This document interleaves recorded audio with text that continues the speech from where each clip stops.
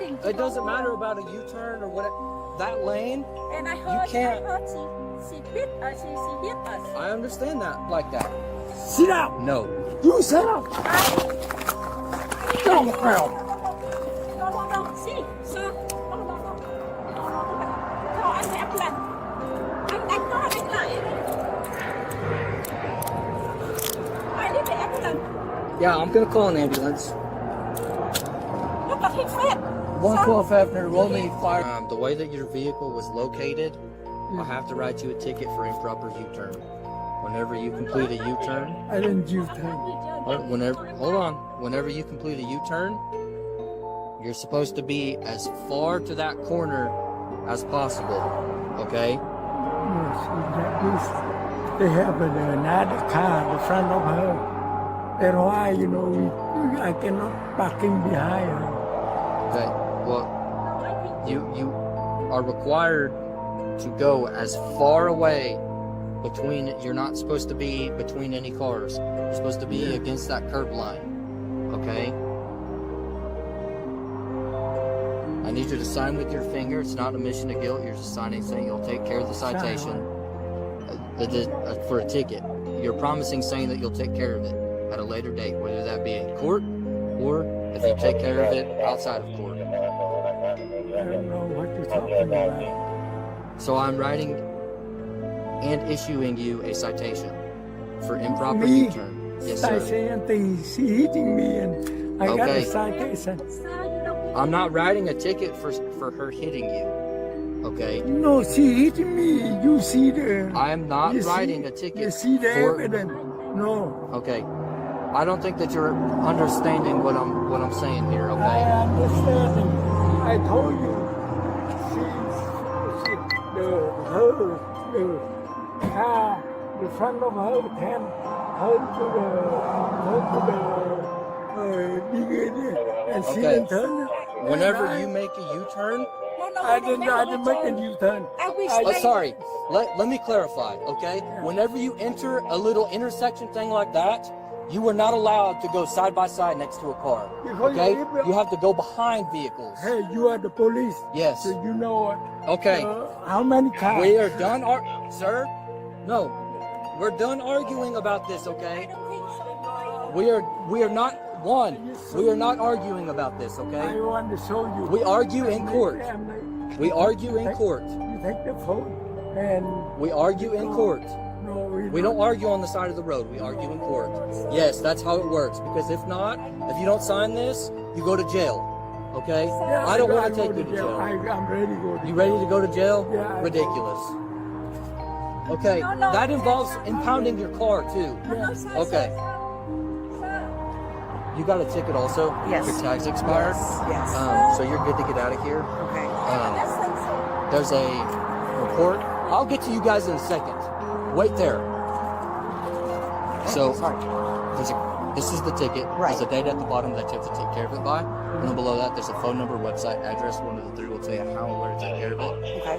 And then there is a case number right there. Has everyone's person, vehicle, and insurance information on it, okay? Okay.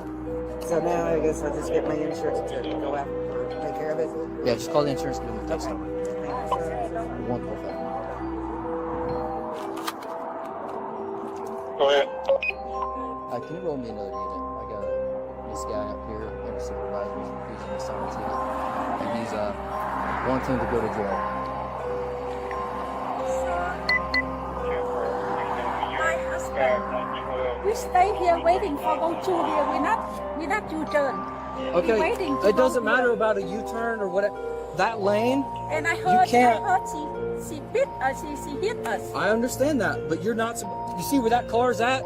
Whenever you enter that area, that's what you're supposed to do. You're not supposed to leave any space at all. You're not supposed to leave any space at all. In Oklahoma City, a tense situation between an officer and a 70-year-old man has captured the city's attention and raised serious questions about the balance of power, respect, and safety in policing. The officer involved is now on paid administrative leave as the department investigates this encounter, but the public is left wondering, was this a case of necessary force, or a grievous misuse of power? The story begins on October 27th, near NW39 and Meridian Avenue, where Officer X responded to a seemingly routine call following a minor car accident. One of the drivers involved was Lich Vu, a 70-year-old man with a quiet life.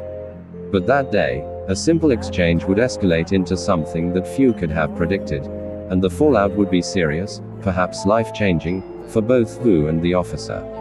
Body camera footage, released by the department, paints a vivid picture of the events that unfolded that day. As the footage begins, we see Vu in his vehicle, the door open as Officer X explains the reason for writing him a ticket. According to the officer, Vu had allegedly made an improper U-turn, a minor traffic infraction that would typically result in a straightforward citation. But Vu didn't see it that way. He looked the officer straight in the eye and said, "I didn't do that." This seemingly simple denial set the tone for what would become a rapidly escalating situation. With his door open and his voice calm but defiant, Vu was determined to dispute the ticket. His refusal to agree to the officer's version of events added a subtle tension, one that seemed to hang in the air between them, almost daring the officer to press further. And press further he did. The officer, firm in his stance, informed Vu that if he refused to sign the ticket, he could be arrested. It was a critical moment, one where things could have de-escalated. But instead, Vu responded in a way that caught the officer off guard. "I'm ready to go to jail," he said, in a tone that was surprisingly calm, almost as if he was calling the officer's bluff. The officer appeared taken aback, perhaps questioning whether Vu understood the implications of what he was saying. But Vu stood his ground. "You're ready to go to jail?" the officer asked, seemingly incredulous. "Ridiculous," he muttered, and added, "that involves impounding your car too." It was a threat that seemed designed to make Vu reconsider, but Vu didn't back down. His defiance only added to the tension, a tension that would soon explode in an unexpected and shocking way. The officer turned briefly to address the other motorist involved in the accident, issuing her a ticket as well. But the exchange with Vu clearly hadn't left his mind. When he returned, their interaction resumed with even more intensity. Each word between them seemed to add fuel to the fire, and soon, things took a physical turn. In a move that surprised the officer, Vu stepped forward and, in a flash, appeared to make contact with the officer's chest. The slap wasn't hard, but the message was clear. Vu was not going to be intimidated. "You shut up," Vu said, his voice unwavering. It was a moment that could have gone either way, but for Officer X, this gesture was the last straw. In an instant, the officer's demeanor shifted. Sit up! No. You sit up! He seized Vu by the arm, resting him to the ground in one swift motion. Vu, a 70-year-old man, was now on the pavement, handcuffed, bruised, and visibly shaken. The situation had escalated beyond what anyone could have anticipated from a simple traffic dispute, leaving Vu sprawled on the concrete as the officer restrained him. The footage doesn't end here, though. As paramedics arrived to assess Vu's condition, the officer released the handcuffs, yet the damage had been done. Later, Vu's daughter revealed the extent of her father's injuries, detailing a list that would be sobering for anyone to hear, let alone a family member. Vu had to undergo surgery to stop a brain bleed, suffered a fractured neck, and now requires a feeding tube. This once active 70-year-old man is now facing an uncertain future because of a traffic stop gone terribly wrong. In the days following the incident, the Oklahoma City Police Department issued a statement to address public concern. They assured the community that the investigation into the officer's actions would be thorough, transparent, and accountable, a promise meant to calm a community now divided over what they had witnessed. But how thorough can an investigation be when it involves one of their own? That's the question that lingers in the minds of many who watched the footage. As the investigation continues, the department is faced with mounting pressure from both sides. Advocacy groups are demanding a review of police protocols, particularly in situations involving elderly or vulnerable individuals. They're asking tough questions. Could this encounter have been handled differently? Could the officer have chosen a path that didn't involve physical force? For the family of Lich Vu, these questions are more than hypothetical. They're deeply personal and will define the coming months as they wait for answers. For now, the department has placed the officer on paid administrative leave, and the footage continues to circulate, drawing reactions from those who watch. Each viewer seems to come away with a different perspective, but one thing remains consistent: the sense that what happened on NW39 and Meridian Avenue is far from a closed case. As the review process unfolds, the district attorney's office will eventually have to make a determination. Will the officer be charged?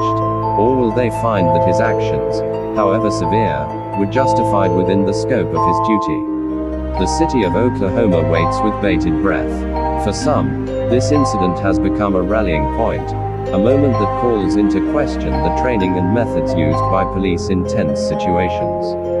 For others, it's a sobering reminder of how quickly even a minor interaction can spiral out of control, leading to consequences that no one foresaw. What will this mean for Vu's family, who are now navigating the complexities of his recovery?